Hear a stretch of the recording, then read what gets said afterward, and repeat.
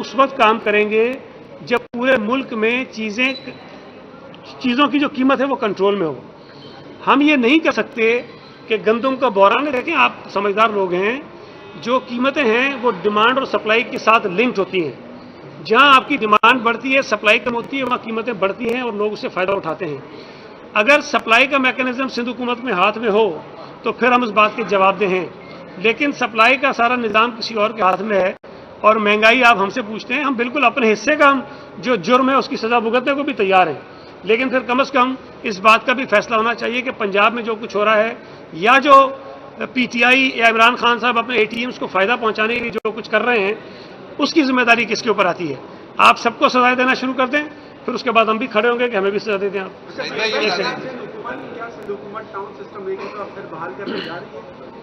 دیکھیں, ابھی میں نے آپ کو کہا کہ ہم اس پر کنسلٹیشن کر رہے ہیں.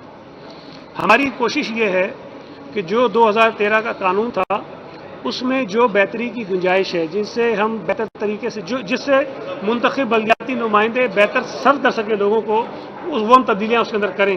تو ایک تجویز یہ بھی ہے کہ آپ جو ہے وہ ٹاؤنز بحال کر دیں. اس سے تھوڑا سا میں آپ کو سمجھاتا ہوں.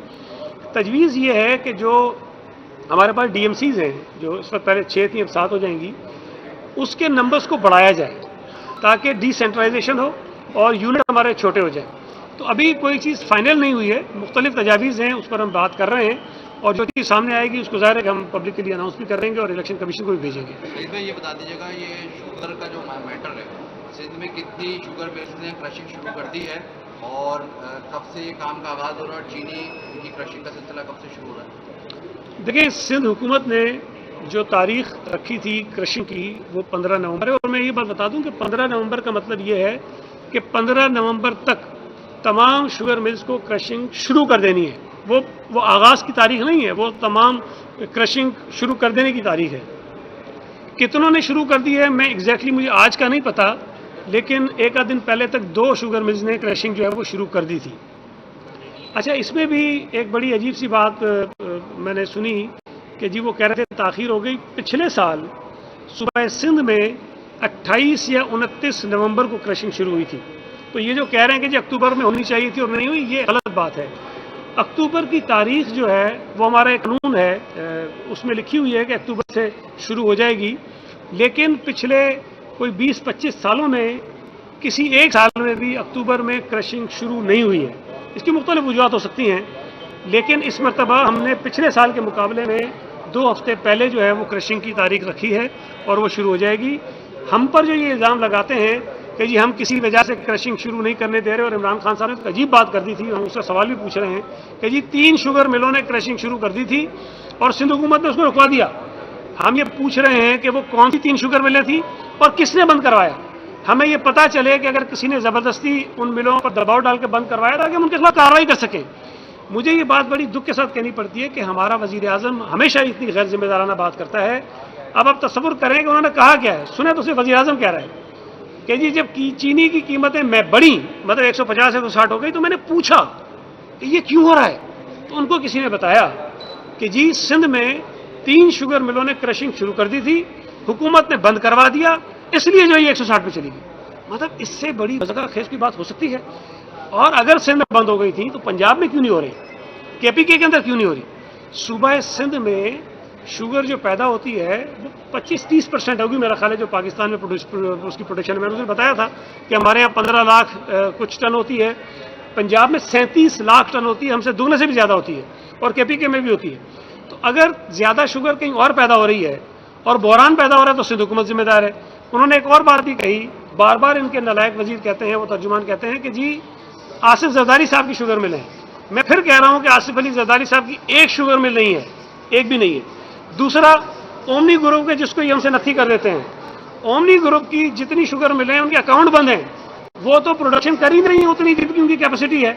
تو صوبہ سندھ میں جو بڑی شوگر ملیں ہیں جن کے پاس پروڈکشن کیپیسٹی زیادہ ہے وہ پی ٹی آئی کے رہنماؤں کی ہیں یا ان کے اتحادیوں کی ہیں.